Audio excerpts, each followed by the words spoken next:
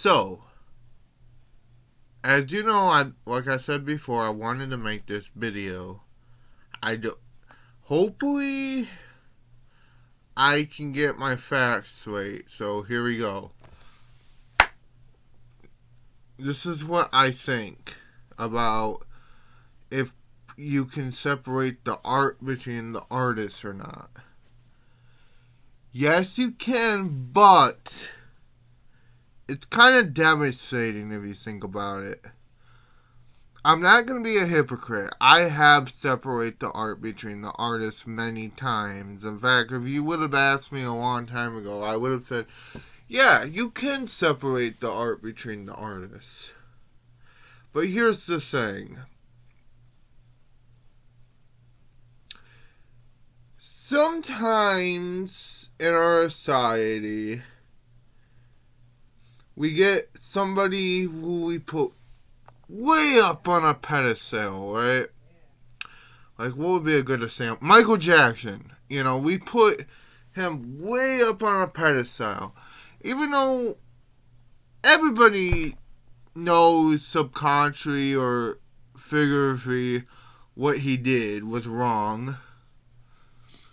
But he's so much of a zeitgeist, it's kind of hard to take him out of popular culture, right? And the bad thing is,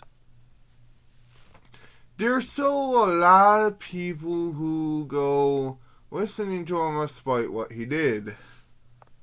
I don't think I have to get into what he did, right? I think everybody knows. But, and I used to be one of those people. Look, Michael Jackson, I think he was very talented. I used to love him. I used to study him. In fact, before I got into rock, I pretty much got into Michael Jackson. But because I think, and by the way, this video ain't exactly about Michael Jackson, I'm just using him as a sample. But because people like Michael Jackson are so up to a zeitgeist, duh, you know, you're gonna get into him.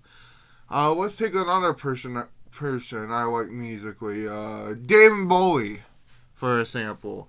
I love David Bowie as an musician, but I would never forgive him for, you know, getting underage groupies. Who else can I put on that kind of example wish? Marilyn Manson. I can't listen to him anymore. Marilyn Manson is a guy I believe he's almost a bad example, but sometimes he's a perfect example. And what I mean by that is because he's a guy who kind of reaches the gap between art and artists, because he's a guy who whipped his whip cage open, for God's sakes, and Evan Rachel Wood came out with these allegations. People are actually trying to offend Mary Manson, trying to say he didn't do anything. But people, I believe Evan Rachel Wood. Want to know why? Because he always been a creep, okay?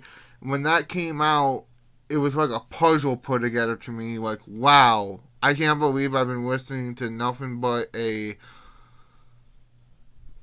narcissistic, you put any swear word you want in there.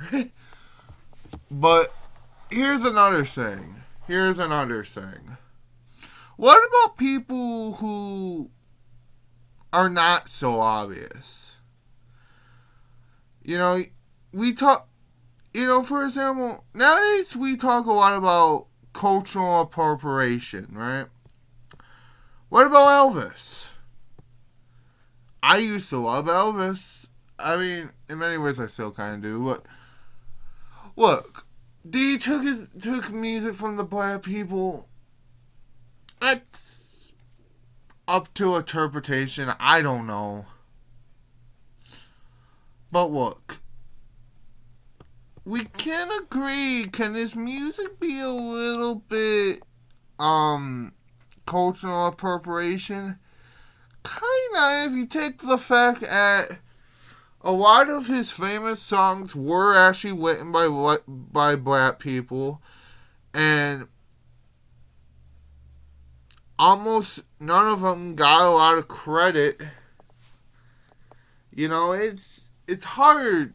It's really hard for me and keep in mind, I'm not trying to say go burn all your albums.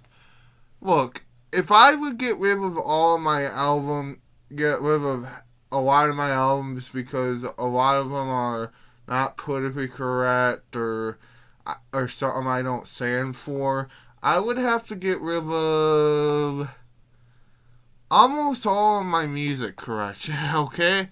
Even the Beatles, who I really love musically. John Lennon was an abuser. He ejected his son. You know, and that's the other question too, can we get rid of something like the Beatles? I don't know.